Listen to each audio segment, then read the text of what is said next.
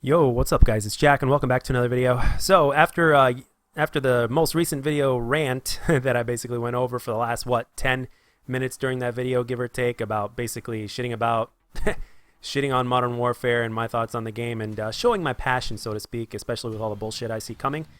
I wanted to give something a little bit on the other side of the spectrum today. In other words, I wanted to be a little bit more positive in terms of the future with Call of Duty because, well, let's just start at the very beginning here. Let's break it down. So some Call of Duty fans are Black Ops fans. Some Call of Duty fans are more Infinity Ward fans. Okay, and there are even some of those people out there that are Sledgehammer fanboys. That's fine. But the thing is, there are some, ever since the very beginning of this whole life cycle and when Call of Duty started to become really popular, some fans were Modern Warfare people and some people were Black Ops people. Some people are more fans of Treyarch, some people are more fans of Infinity Ward. That's cool and all. And to a certain extent, I will actually say that if anything, Call of Duty could use a little bit more diversity. Granted, we're not getting enough of it, but I personally think that we could use more diversity. That's for sure. But anyway, let's get back on topic here. So this video is basically inspired by Twitter. So long story short, David Vahn der basically will be back for Black Ops 5. And as you guys know, here in Black Ops 4, which multiplayer-wise is mediocre, especially when you compare it to Black Ops 2, Black Ops 1, and Black Ops 3. It's mediocre. It's mediocre. It's incomplete. It's a bit of a letdown. It's this. It's that. So anyway, I'm not going to make this a trash on Black Ops 4 video. That's for sure. So this video is more about hope and positivity towards the future. And you know what they say: you should never really give up hope. When it comes to Call of Duty, I don't know if that's the smartest way to go or not, because never giving up hope with Call of Duty can kind of lead to insanity, so to speak, if my last video was any indication of that. But long story short, with Black Ops 5 or Call of Duty 2020, Vahn is going to be back for that game, and I think it's a pretty safe bet to assume that he is going to be more involved with the multiplayer than he was with this game, because Blackout was his entire existence, according to him, when it comes to Black Ops 4. And even if they were to bring back Battle Royale in Black Ops 5 or whatever the next Call of Duty game is going to be called, we know it's going to be called Black Ops something, so it's either going to be Black Ops 5 or it's going to be called Black Ops something else. I mean, I personally think what they're going to do is, you guys know how Infinity Ward right now is just basically bringing the Modern Warfare, the original COD 4 Modern Warfare, and putting a spin on it and bringing it for today's, in the time of today, basically. That's what they're doing. So if Black Ops takes the exact same route with their next game, then I would say that we could be very well in for a treat, because the community has very much embraced Black Ops 1, Black Ops 2, and Black Ops 3, simply said. And the thing is that if they were to do that and kind of bring back the magic that those three games put in, and somehow managed to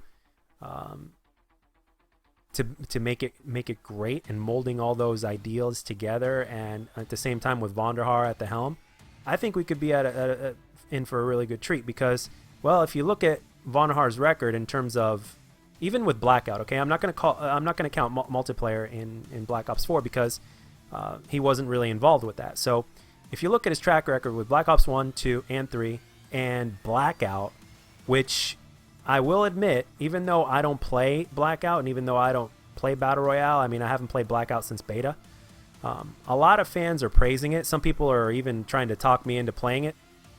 But the thing is that it is quite an accomplishment to create something like that within the last year of your development cycle, and to overall be a success at it. I'm not saying that Blackout is perfect.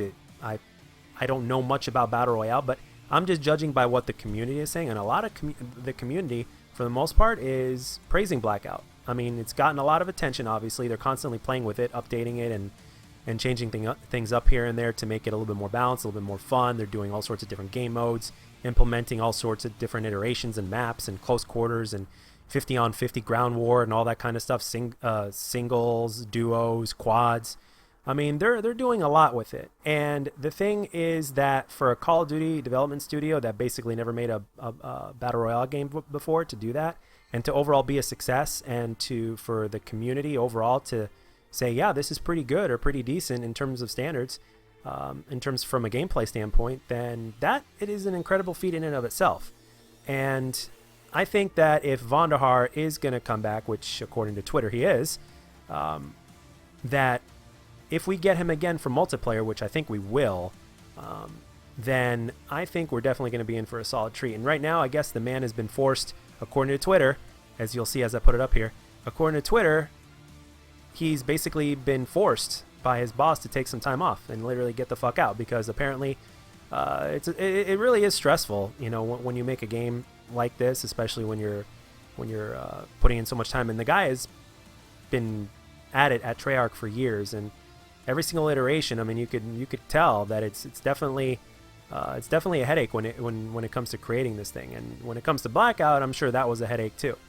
And it was a big project, and I'm glad in terms of that aspect he stuck around, because a lot of people after Black Ops 3 were speculating that he was done.